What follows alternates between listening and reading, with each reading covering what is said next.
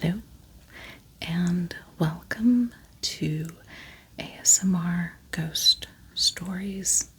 I've been away a little bit for the beginning of the year.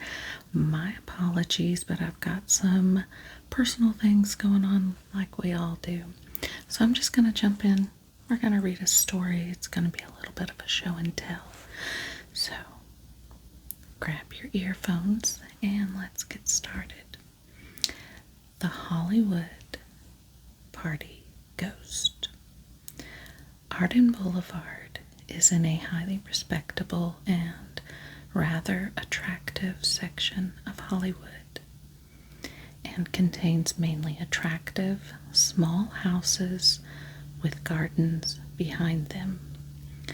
Back in 1963, I was a panelist on a television program and shortly afterwards received a letter from a lady who seemed to be very upset about the ghosts in her house. As soon as I could, I paid her a visit. She seemed calmer now as she explained what had happened in the house. My mother bought our home around 38 years ago. It had just been completed when we moved in. Unfortunately, 2 years later, financial reverses forced us to rent the house out to strangers and live elsewhere. There were 5 different tenants during a 9-year period when we did not live at the house. But during that time, my mother received a call from our former next-door neighbors telling her that the people who were living in our house had had a party, as a result of which a terrible fight had occurred, and that they could hear furniture being broken and almost called the police. When the last tenants moved out, my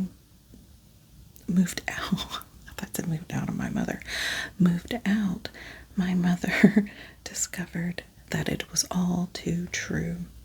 Furniture had indeed been broken. We moved back in and tried to settle down in what was again our house. There are 2 bedrooms that have French doors and open into a good-sized patio garden.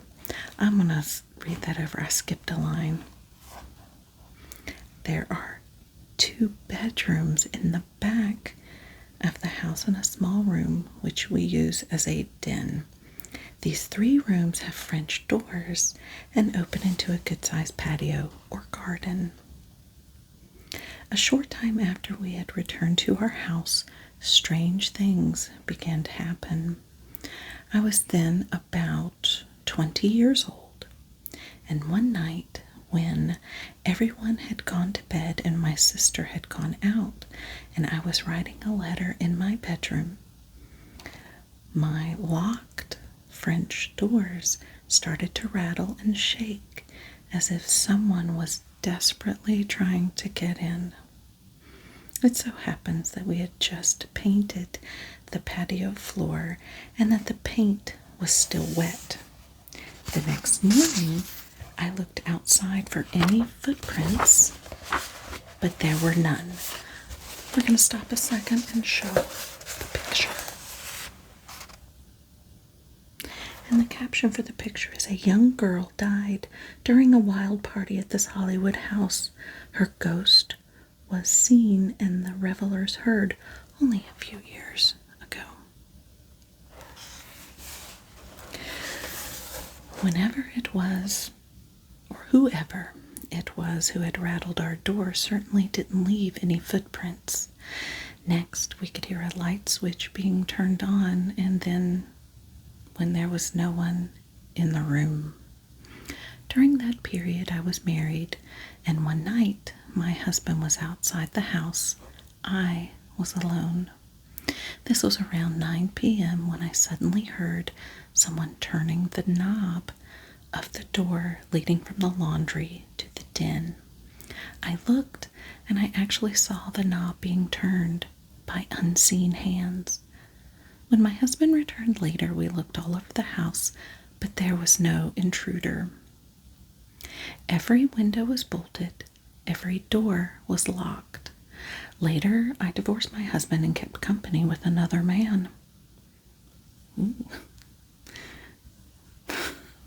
One night, we returned to the house, which was then empty, when we both clearly heard footsteps coming toward the door from inside the house, as if to meet us. The phenomenon kept continuing, and Helen, her aged mother and sister, all experienced it. Once Helen found herself at an unseen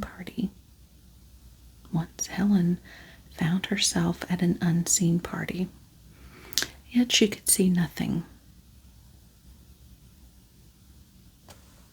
I'm going to read that sentence again. I'm confusing myself. I think I skipped another line. Once Helen found herself at an unseen party, hearing a champagne cork popping and liquid being poured right beside her, yet she could see nothing. Okay. This experience repeated itself from time to time in 6 weeks intervals. The party apparently took place in what was then her bedroom.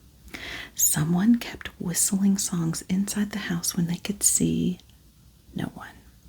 Objects on the dressing table would be moved by their own volition while everyone was in bed at night. In the middle of the night, Helen would hear someone in the kitchen, kettles being handled, cupboards being opened, as if there was someone looking for something. Yet when she checked, she found there was no one in the kitchen. But the worst came about 3 years prior to her getting in touch with me. One night about 3 years ago, she explained, I got up around midnight to go to the bathroom. While I was in the bathroom, I heard loudly and clearly a terrible fight going on in the living room. It was a wordless, desperate struggle. How I got the courage to open the door to the living room, I'll never know. But I did, and it was completely dark. I saw nothing, and the fighting stopped the instant I opened the door. Hardly had they recovered from this experience when Helen, her mother, and sister became witnesses to another fight scene right outside their bedrooms on the patio. It sounded as if every stick of the patio furniture had been broken by people who were fighting desperately but wordlessly, and it lasted several minutes. Needless to say that when they checked the next morning, none of their furniture had been touched. Everything in its place and looked as pretty as it always had been. There is a double garage on the premises, and whenever Helen and her family had guests, she and her mother would sleep in the garage. Whenever they did so, they would be awakened at night by heavy footsteps walking up to the garage door. They never heard anyone walking away from the garage, however. Since the entire property is enclosed by high fences and a steel gate across the driveway, it is practically impossible for a human intruder to get into the house or patio. One night, Helen had dozed off while watching television when she was rudely awakened by a voice enunciating very clearly and saying loudly, "Oh, whoa, whoa, you've got to go, go, go." Interesting. But Helen had no intention of giving up the house she loved so much. Instead, she got in touch with me. I came to the house the following April in the company of a medium gifted with photography, mediumship, as well as clairvoyance. The lady's name was Maxine Bell, and she had come highly recommended by the American Society of Psychical Research in Los Angeles. While Mrs. Bell sat In the front living room, I entered the bedroom, which had been the center of most of the activities by the ghost. There I set up my Zeiss camera and took a number of black and white photographs with time exposure. One of the pictures, when developed under test conditions, clearly shows the figure of a very young girl in a flimsy dress standing near the window of the bedroom.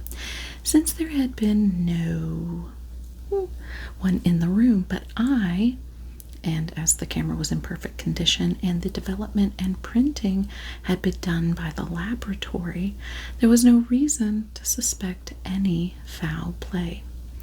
When I came to call the ghost in a negligee, turned out to be the surviving spirit of a very young girl who had apparently fallen victim to that terrible fight Helen and her family kept hearing in the dark. It appeared that a young girl's body might be still buried in the garden, and that her appearance and subsequent disturbances were connected to it. But no matter how I pleaded with Helen to have the garden dug up to look for the body, she refused, out of fear that the neighbors might have strange ideas about it. I haven't heard much from Helen lately, and so I am not sure whether the young spirit is still about or whether the wild party is still going on night after night in Helen's bedroom. What do you think? I know in the house that I lived in, and it's one of my first videos, I did my own ghost story. There was a lot of banging in the kitchen, a lot of pots and pans, cabinets opening, closing. It always happened around 2 or 3 o'clock in the morning. And we also heard music coming from the walls, jazz music and conversations, but if you tried to listen, they just sounded muffled. So it's very interesting of what they do in the afterlife. So thank you all for watching, and I appreciate you staying around.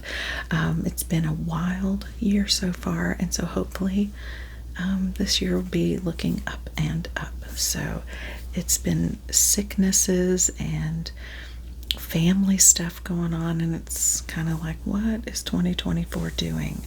So thank you for watching, and I just wanted to mention I'm a sign language interpreter, and I know some people enjoy hand movements. Comment below if you would like a video in sign language. Just putting that out there. So hit the subscribe button and the notification bell. I really do try to upload on Mondays and Thursdays. Trying to get back into regular uploading. So thank you all again for subscribing.